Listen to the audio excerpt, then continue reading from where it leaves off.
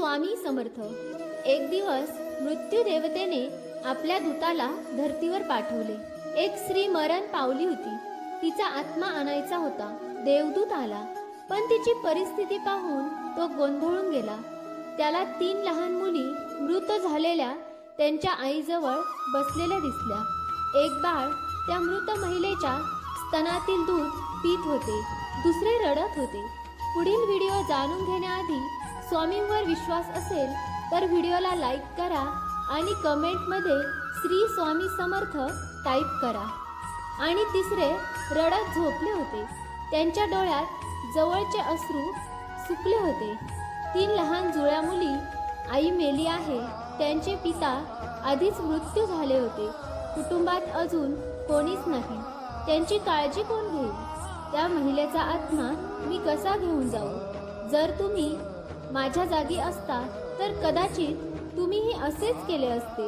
त्या महिलेला 3 लहान जुळ्या मुली आहेत, एक अजूनही तिच्या स्तनाला जोडलेली आहे, दुसरी रडत रडत झोपी गेली आहे आणि तिसरी तशीच तिच्या आईजवळ पडून होती। अशी परिस्थिती बघून मला त्या 3 मुलींची दया आली। दूताने मृत्यू देवतेला विचारलं, आपण त्या बाईला अजून थोडे दिवस जगवू शकत नाही का, जेणेकरून त्या 3ही मुली थोड्या मोठ्या होतील? हे सर्व ऐकून मृत्यू देवता मोठ्याने हसली आणि म्हणाली, ज्या देवाने आपल्या इच्छेनुसार जीवन दिले त्या देवापेक्षा तू जास्त हुशार झाला आहेस। देवाला सर्व माहिती असतं, तरीही तू असं कसं बोलू शकतोस? याची तुला शिक्षा होईल, आणि शिक्षा म्हणजे तुला पृथ्वीवर फेकून दिले जाईल आणि तू तुझ्या या मूर्खपणावर 3दा हसल्याशिवाय परत येऊ शकणार नाही। मग देवदूताला जमिनीवर फेकण्यात आले। तिथे एक चपरासी व्यक्ती उबदार कपडे आणि ब्लँकेट घेण्यासाठी बाजारात जात होता। वाटेत त्याला एक माणूस नग्न अवस्थेत दिसला, तो दूतच होता। त्याला त्या व्यक्तीची खूप दया आली। आपल्या मुलांसाठी उबदार कपडे आणि ब्लँकेट घेण्याऐवजी त्यांनी देवदूताला कपडे आणि ब्लँकेट विकत घेतले। तो देवदूत माणूस म्हणाला, माझ्याकडे घर नाही, कुटुंब नाही आणि राहण्याची व्यवस्था नाही, या भयंकर थंडीत मी काय करू? त्यावर चपरासी म्हणाला, काळजी करू नकोस, तू माझा आहे, माझ्या घरी राहा, पण माझ्या मुलांसाठी आणि बायकोच्या कपड्यांसाठी आणलेल्या पैशातून मी तुमच्यासाठी ब्लँकेट आणि कपडे घेतले आहेत आणि मी आता रिकाम्या हाताने घरी जातोय, त्यामुळे माझी पत्नी नक्कीच रागवेल। चांगली बोलू दे किंवा वाईट बोलू दे, तुम्ही काळजी करू नका, काही दिवसात सर्व काही ठीक होईल। चपरासी किंवा त्याच्या पत्नीला अजूनही माहीत नव्हते की आपल्या घरी देवदूत आले आहेत। यानंतर आनंदाचा महापूर येणार आहे। चपरासी देवदूताला घेऊन घरी पोहोचला आणि घडलेला सर्व घटना पत्नीला सांगितली। ती रागाने चिडली आणि खूप वाईट बोलून गेली आणि त्या दिवशी देवदूत पहिल्यांदा हसला। तेव्हा मोचीने देवदूताला विचारले, तुला हसायला काय झालं? तेव्हा देवदूत म्हणाला, जेव्हा मी 3 वेळा हसेल तेव्हा सांगेन। देवदूत येताच घरात सुखाचे हजारो दारे उघडणार होती, पण त्यात मोचीचा काहीही दोष नव्हता। त्याला वाईट वाटत होते, पण त्याला फक्त मुलांचे कपडे आणि ब्लँकेट्स गेलेले दिसत होते। काय हरवले ते त्याला दिसत होते, पण त्याला काय मिळाले ते त्याला दिसत नव्हते। मी देवदूत असून याची पत्नी आपल्यावर चिडत आहे हे बघून त्याला हसायला आले। 10 दिवसात मोचीने त्याचे सर्व काम देवदूताला शिकवले।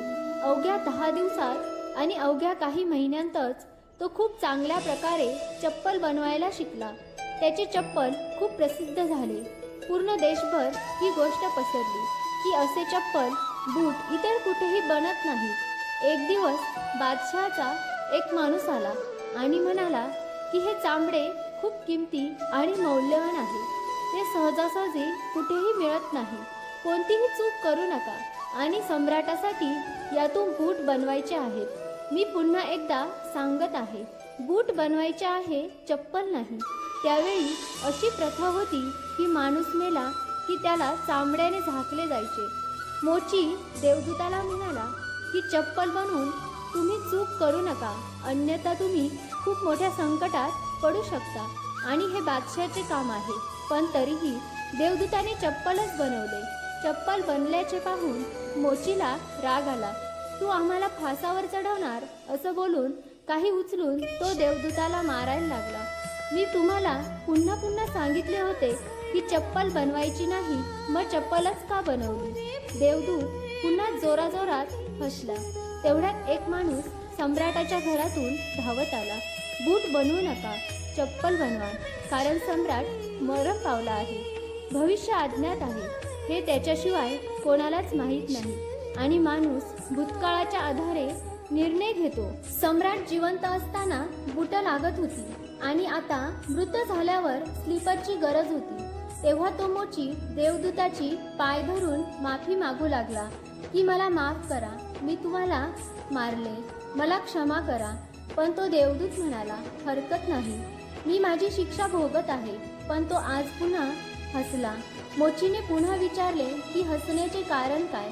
मी 3दा हसेल तेव्हा सांगेल. तू पुन्हा हसला कारण आपल्याला भविष्य माहीत नाही, म्हणूनच आपण आकांक्षा बनवतो ज्या निरर्थक असतात, कधीच पूर्ण होणार नाही. अशा अपेक्षा, आकांक्षा आपण करतो. जे कधी शक्य होणार नाही ते आम्ही देवाकडे मागतो, कारण अजून काहीतरी वेगळं घडणार आहे असं आपल्याला वाटतं. आपले नशीब आपल्याला न विचारता फिरत असते. भक्तांनो, आपल्याला आजच्या कहाणीतून जे शिकायला मिळतं की आज घडलेल्या घटनांवरून आपण हे ठरवू शकत नाही की भविष्यात हे आपल्यासाठी चांगले आहे की वाईट. याचे उत्तर भविष्याच्या गर्भातच दडलेले आहे. आपल्याला फक्त जे होत आहे त्याचे साक्षी बनण्याचा प्रयत्न करायचा आहे. गौतम बुद्ध नेहमी त्यांच्या शिकवण्यात एकच सांगतात, भूतकाळाबद्दल कधीही खेद करू नका आणि भविष्याची जास्त चिंता करू नका. आज आणि या क्षणात जगा आणि त्यांच्याशी एक व्हा. हाच एकमेव मार्ग आहे सर्व चिंतांतून मुक्त होण्यासाठी. श्री स्वामी समर्थ. जय जय स्वामी समर्थ.